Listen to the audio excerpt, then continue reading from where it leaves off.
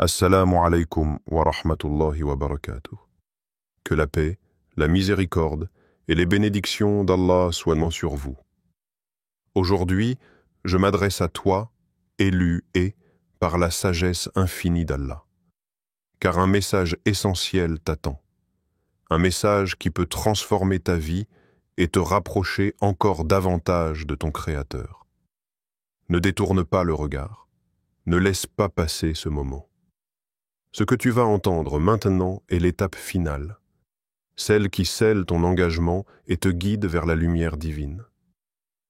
Par amour pour Allah, écoute ceci sans attendre, car c'est dans cette écoute que commence ta véritable élévation spirituelle. Être choisi et par Allah est une réalité profonde, une marque d'honneur et de responsabilité qui transcende tout ce que le monde peut offrir. Ce terme « élu-i » évoque quelque chose de sacré, d'un appel divin adressé à une personne spécifique, une invitation à marcher sur un chemin guidé par la lumière d'Allah lui-même. Mais qu'est-ce que cela signifie vraiment d'être élu-i ? Ce n'est pas simplement un privilège dont on peut se vanter devant les autres, ni une distinction basée sur des critères humains de mérite ou de statut. C'est avant tout une responsabilité spirituelle immense qui demande un engagement sincère, une foi vivante et une conscience constante de la présence divine. Quand Allah choisit quelqu'un, il voit au-delà des apparences, au-delà des erreurs passées, des doutes ou des faiblesses. Il regarde le cœur, cette partie intime de l'être où se cache la pureté, le potentiel de transformation et la capacité d'aimer profondément. Être élu et par Allah, c'est être reconnu comme un être capable d'accomplir sa volonté, de porter sa lumière dans un monde souvent assombri par les doutes, les épreuves et les distractions. Cette élection n'est pas une faveur gratuite offerte sans condition, mais une invitation à embrasser une vie de service, de sacrifice et d'humilité. Il faut comprendre que cette élection ne signifie pas l'absence d'épreuves, bien au contraire. Ceux qui sont choisis sont souvent confrontés à des défis plus grands, car leur chemin est tracé pour être un exemple, un modèle, un phare dans la nuit pour les autres. La vie d'un élu est une vie d'engagement, de lutte contre les mauvaises tendances, de purification intérieure et de croissance spirituelle constante. C'est un appel à transcender le simple désir personnel pour répondre à un dessein divin qui dépasse tout ce que l'on pourrait imaginer. La grandeur de cette élection réside aussi dans la proximité qu'elle crée avec Allah. Quand on est élu, on est proche du Créateur, non pas par le mérite humain, mais par sa grâce infinie. Cette proximité se manifeste par une conscience accrue de sa présence dans chaque instant, dans chaque souffle. Elle pousse à rechercher sa satisfaction avant tout, à placer son regard et son jugement au-dessus de tout ce que les autres peuvent penser ou dire. Cette relation intime transforme la vie, car elle donne un sens nouveau à chaque action, chaque parole, chaque décision. Mais cette proximité divine exige aussi de l'humilité. Être élu, c'est réaliser que tout ce que nous sommes, tout ce que nous pouvons accomplir, vient d'Allah. C'est un rappel constant que la fierté personnelle doit laisser place à la gratitude et à la reconnaissance. Cela signifie aussi reconnaître ses limites, ses faiblesses, et se tourner toujours vers Allah pour chercher force, sagesse et guidance.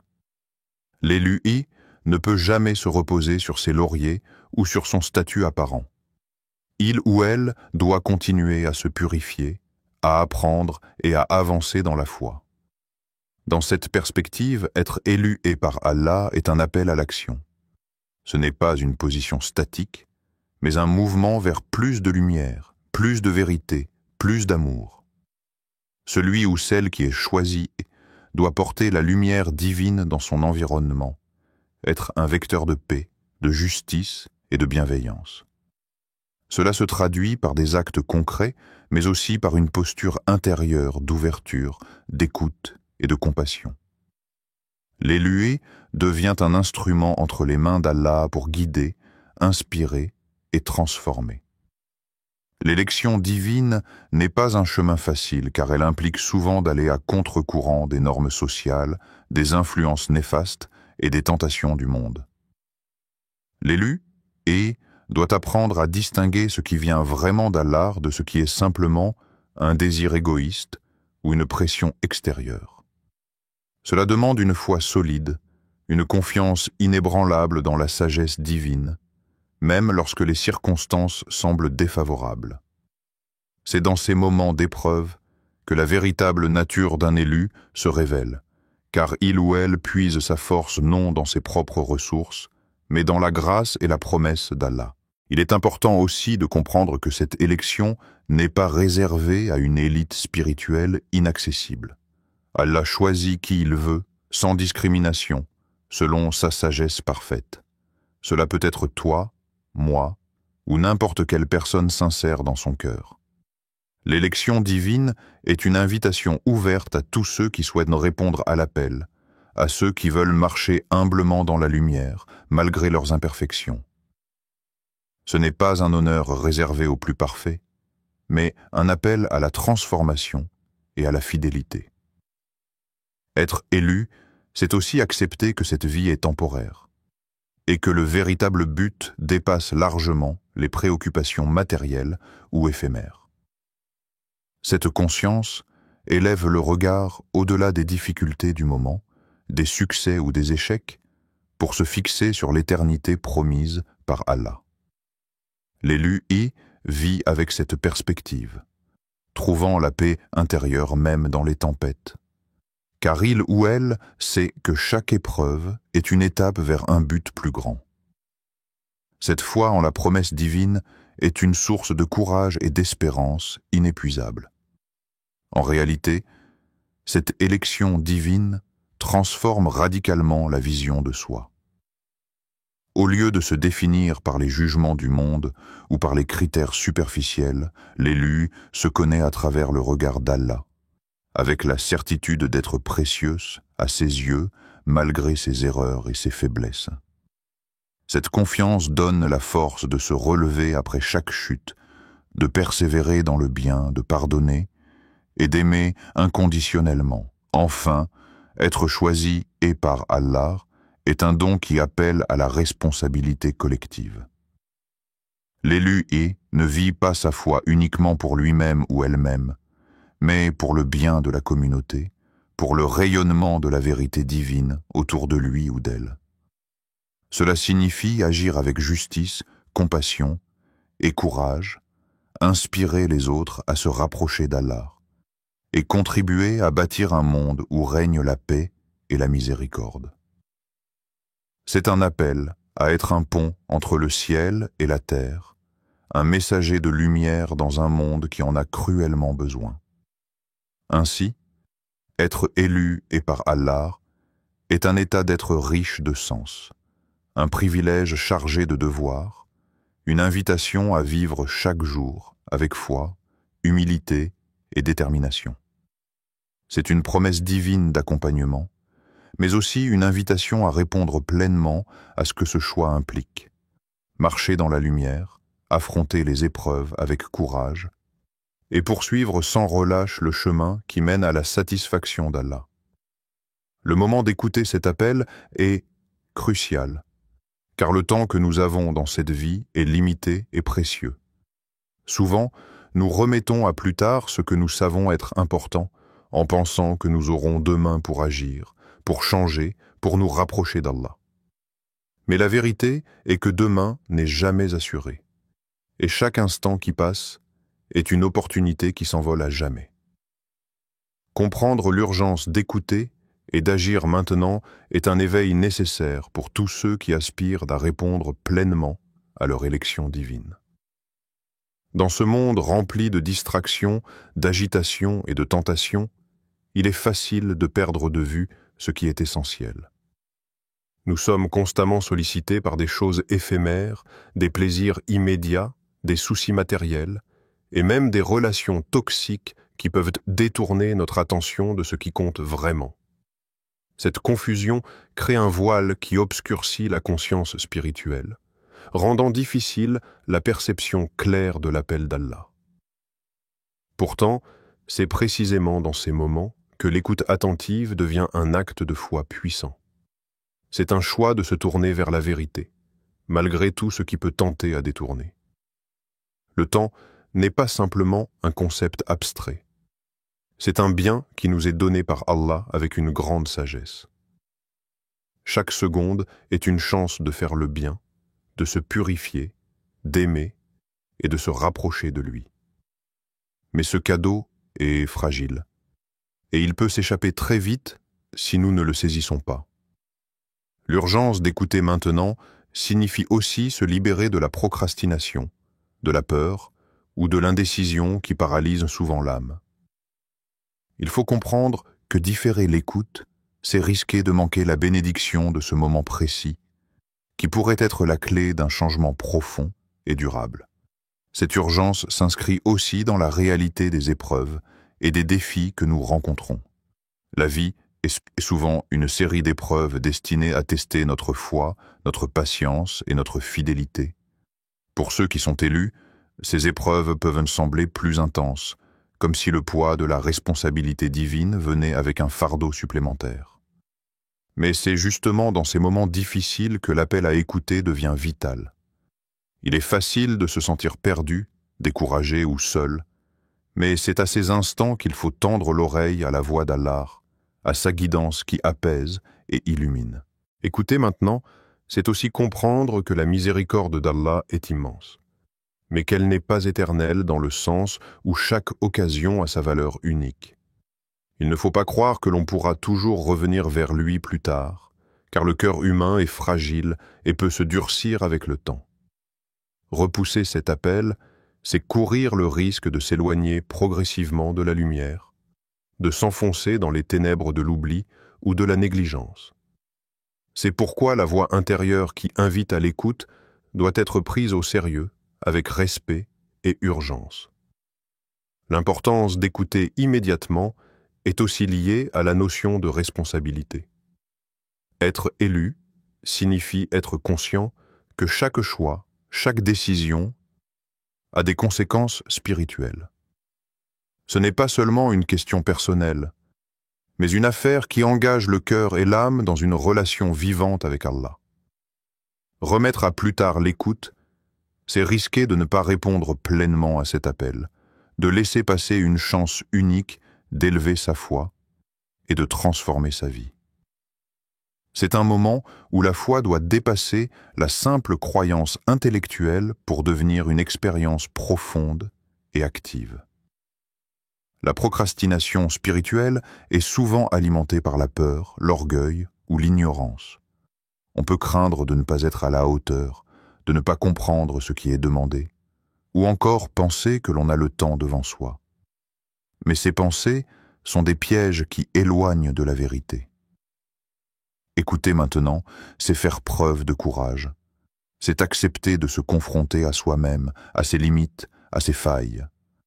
C'est une décision de prendre en main sa vie spirituelle avec détermination, sans attendre que les circonstances soient parfaites ou que la peur disparaisse complètement.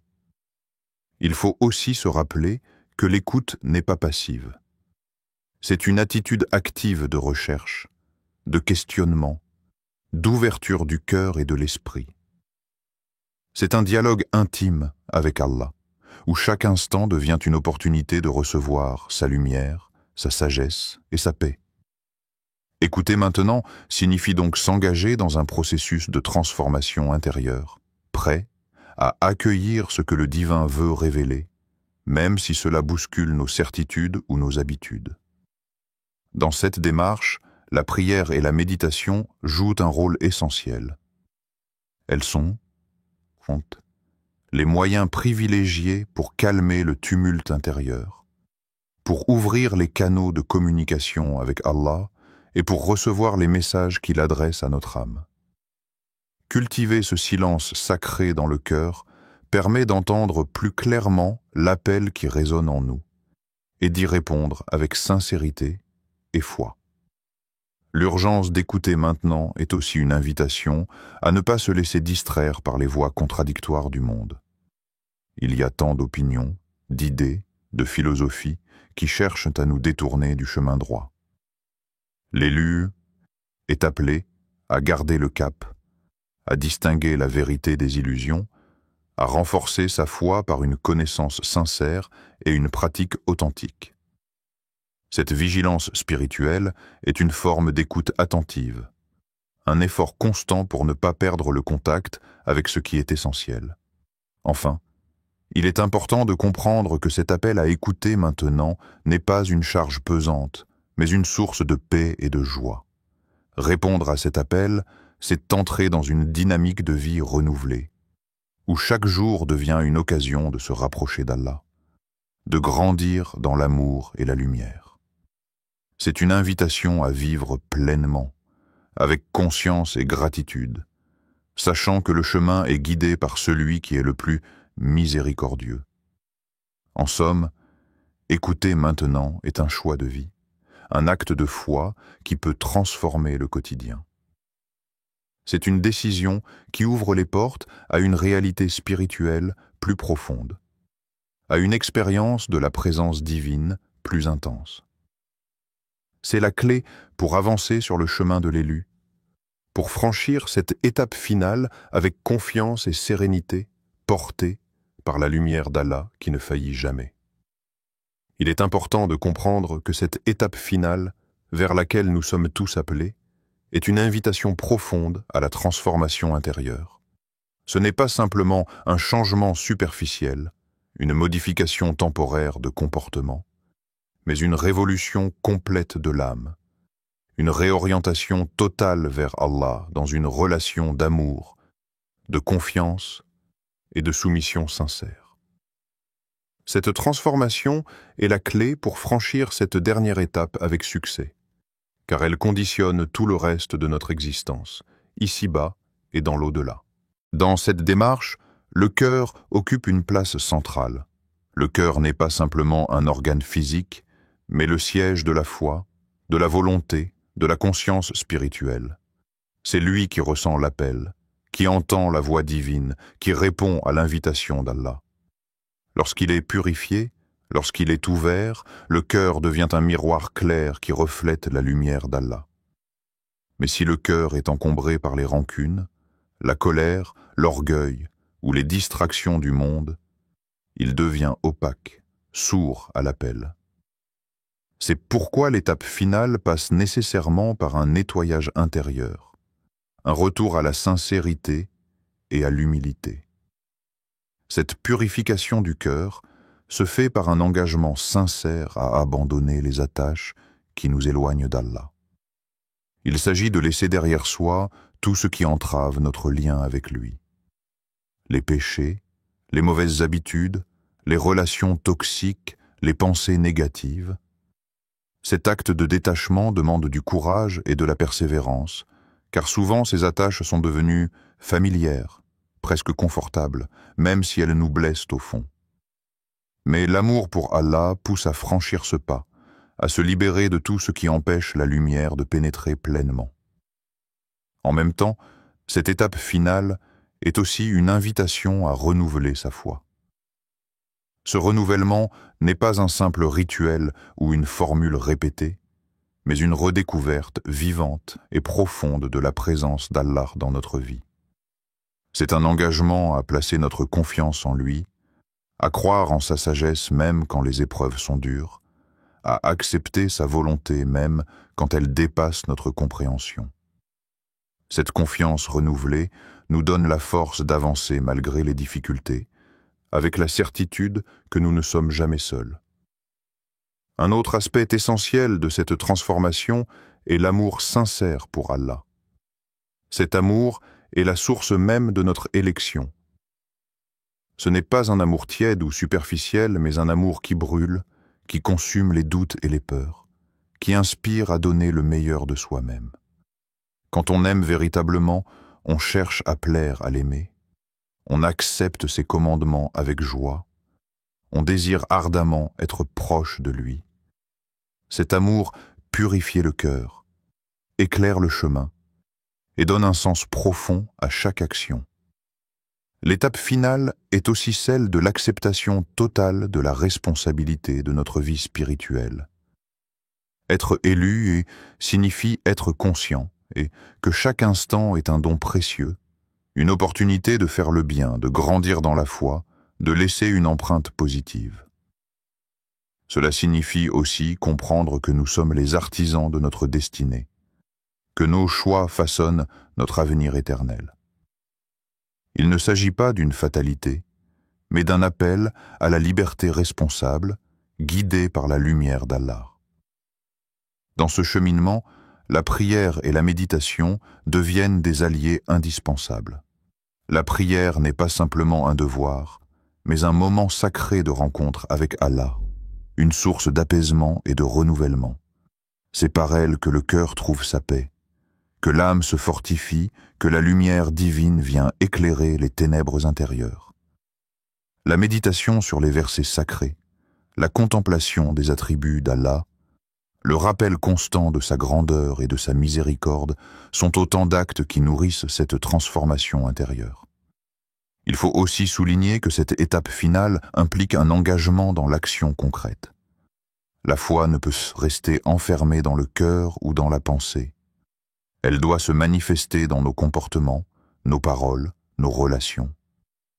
C'est dans la manière dont nous traitons les autres, dont nous vivons nos responsabilités quotidiennes, que se révèle la profondeur de notre transformation. Être élu c'est aussi être un exemple de bonté, de patience, de justice, d'humilité, un reflet vivant de la lumière d'Allah dans ce monde. Cette responsabilité s'étend aussi à la communauté. L'élu ne vit pas isolé, mais en lien avec les autres croyants, dans un esprit de solidarité et de fraternité. C'est par cet engagement collectif que la lumière se répand, que la foi s'enracine et se fortifie. Chaque acte de bonté, chaque parole de soutien, chaque effort pour la paix contribue à cette transformation globale qui dépasse la simple dimension individuelle pour toucher la société tout entière. Dans ce contexte, il est important de garder à l'esprit que la transformation intérieure est un cheminement, pas un état immédiat. Il y aura des hauts et des bas, des moments de doute, des épreuves qui peuvent sembler décourageantes.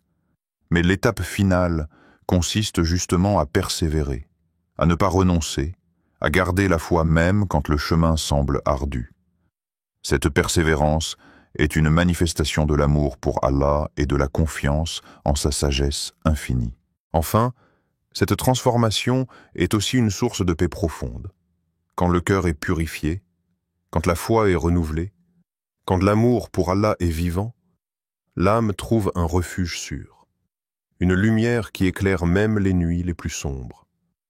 C'est cette paix intérieure qui est la récompense de ceux qui ont su écouter l'appel et franchir l'étape finale. Elle est un avant-goût du paradis, une promesse de la miséricorde divine qui accompagne ceux qui se sont donnés entièrement à Allah. Ainsi, cette étape finale n'est pas une fin, mais un commencement nouveau.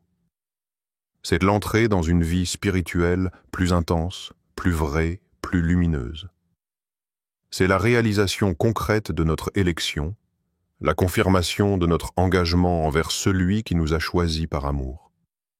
En écoutant maintenant, en acceptant cette transformation, nous ouvrons la porte à une existence riche de sens, guidée par la lumière d'Allah, capable de traverser toutes les épreuves avec foi et sérénité. L'étape finale, celle que tu es invité à franchir, est aussi une invitation à embrasser pleinement la responsabilité de ta mission en ce monde. Être choisi et par Allah n'est pas un privilège passif, mais un appel vibrant à agir avec conscience, détermination et humilité. Ce rôle d'élu implique d'incarner les valeurs divines dans chaque aspect de ta vie, pour devenir un exemple vivant et une source d'inspiration pour les autres. Ce chemin n'est pas simple, mais il est porteur d'une grande lumière et d'une promesse infinie. Ce que cette étape finale te demande, c'est d'aller au-delà de la simple croyance ou des pratiques religieuses habituelles. Il s'agit d'un engagement total qui transcende les apparences, un engagement du cœur, de l'esprit et des actes. Il ne suffit pas de répéter les paroles ou d'accomplir les rites, mais il faut vivre la foi dans sa vérité la plus profonde, en la manifestant dans chaque geste, chaque parole, chaque décision. Cela demande une conscience constante de la présence d'Allah, une vigilance envers soi-même et une détermination à progresser sans relâche. Cet engagement est aussi une démarche d'amour et de service. L'amour pour Allah se traduit par l'amour sincère pour ses créatures, car servir l'humanité, aider son prochain, soulager les souffrances, défendre la justice, c'est aussi servir Allah. C'est en étant au service des autres que la foi trouve sa pleine expression et que l'élu révèle sa véritable grandeur. L'étape finale est donc aussi un appel à la générosité, à la compassion, à la bonté sans limite, même envers ceux qui peuvent paraître éloignés ou différents. Dans cette perspective, la patience devient une vertu essentielle. Le chemin est semé d'épreuves, de difficultés, parfois d'incompréhension et de rejet. Ceux qui sont choisis par Allah ne sont pas épargnés des défis. Au contraire, ils sont souvent mis à l'épreuve pour fortifier leur foi et affiner leur caractère.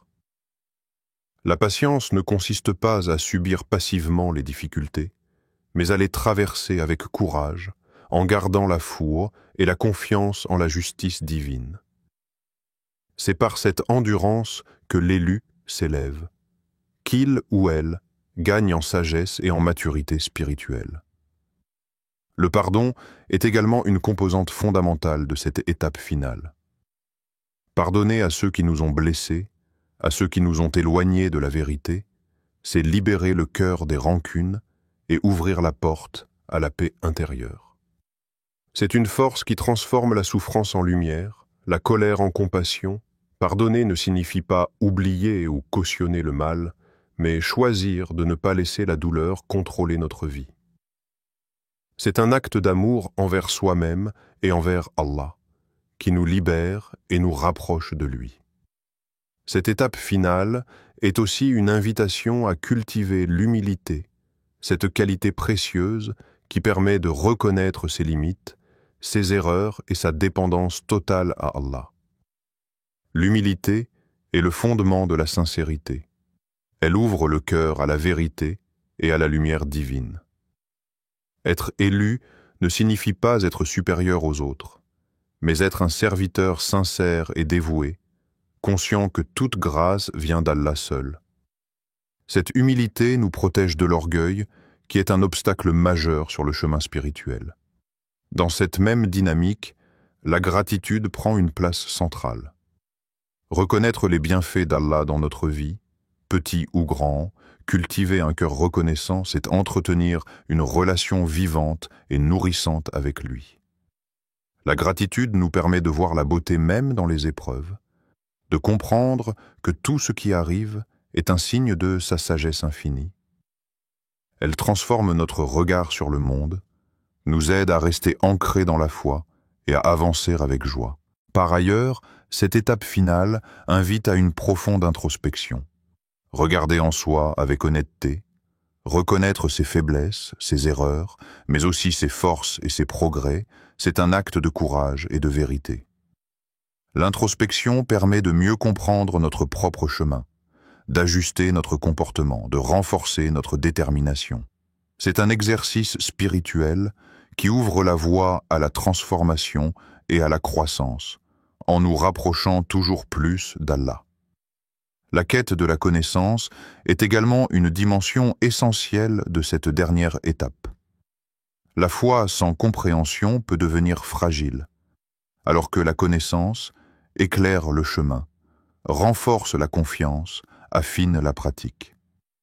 Chercher à apprendre, à comprendre les enseignements d'Allah, à méditer sur ses paroles, c'est nourrir son âme et affermir sa foi.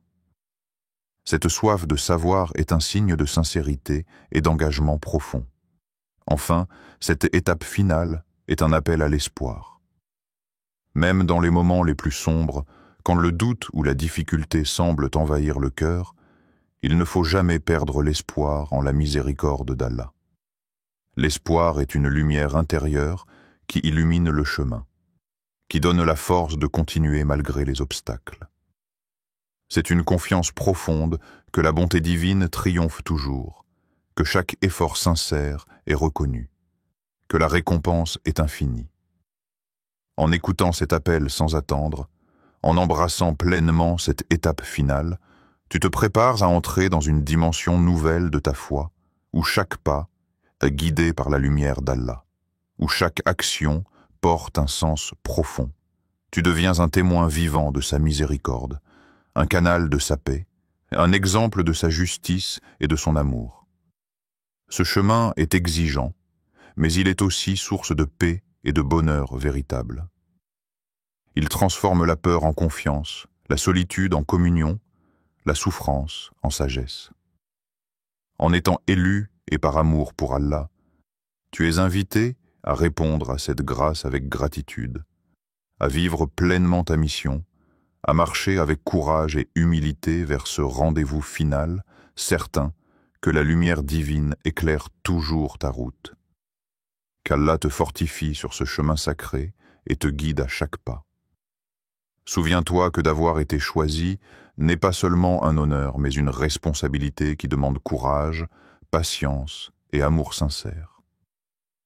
Ne laisse jamais cette lumière s'éteindre en toi, car c'est elle qui te conduira vers la paix intérieure et la proximité d'Allah. Avance avec confiance, car l'étape finale est le début d'une transformation profonde, un voyage où chaque effort est récompensé, chaque épreuve purifiée et chaque prière entendue. Que la paix et la bénédiction d'Allah accompagnent toujours ton cœur.